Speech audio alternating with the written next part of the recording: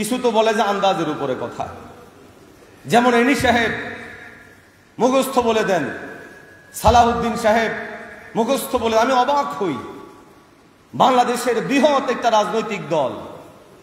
রাজনৈতিক দলের তারা মুখপাত্র, দেশের মানুষ তাদের কথা শোনে এবং বলা যায় জনাব সালাউদ্দিন সাহেব এই মুহূর্তে বিএনপির সর্বোচ্চ পর্যায়ের তিনি এখন মুখপাত্র হিসেবে ভূমিকা পালন করছেন। এই মানুষটা পর্যন্ত আন্দাজের উপর বলে দিচ্ছে হাত পাখা গত 17 বছর হাওয়া দিয়েছে। অবাক কাণ্ড। সালাউদ্দিন সাহেব লজ্জিত হওয়া উচিত।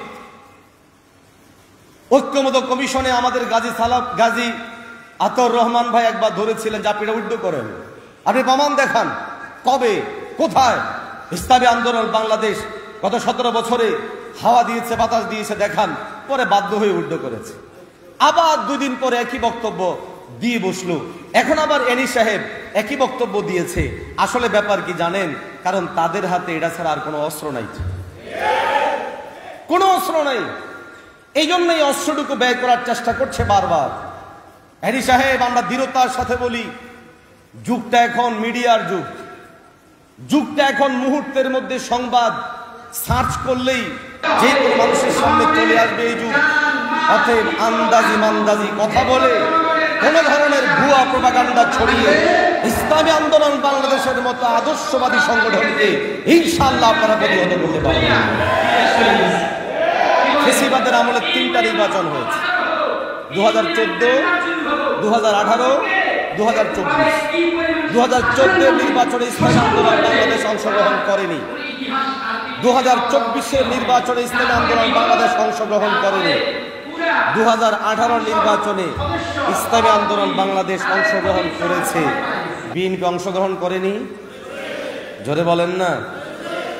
বরং ইসলামী আন্দোলন বাংলাদেশ 2018-তে নির্বাচনে অংশগ্রহণ করলেও যখন দেখছে দিনের ভোট তো রাতে হয়ে গেছে, তখন তাড়াতাড়ি করে ইসলামী আন্দোলন বাংলাদেশ ভোট বর্জন করেছে। কিন্তু এডি সাহেবদের দল, সালাউদ্দিন সাহেবদের দল এবং আমাদেরকে মূল্যবোধের নামে 2001 থেকে নিয়ে মূলা দেখানো দল শুধুমাত্র অংশগ্রহণ নয়, বরং তাদের 6 জন এমপি সংসদে গিয়েছে, সাথে বোনাস একটাকেও নিয়ে গিয়েছে লেডিজ, সেটাকে নিয়ে তারা সংসদে গিয়ে অবৈধ সেই সংসদকে তারা বৈধতা দান করেছে। অতএব যদি অভিযোগ আরোপ করতে হয় নিজেদের উপর অভিযোগ আরোপ করেন। ফেসিবাদকে বৈধতা দেওয়ার জন্য দায় বিএনপিকে নিতে হবে 2018 সালে সংসদে যাওয়ার কারণে।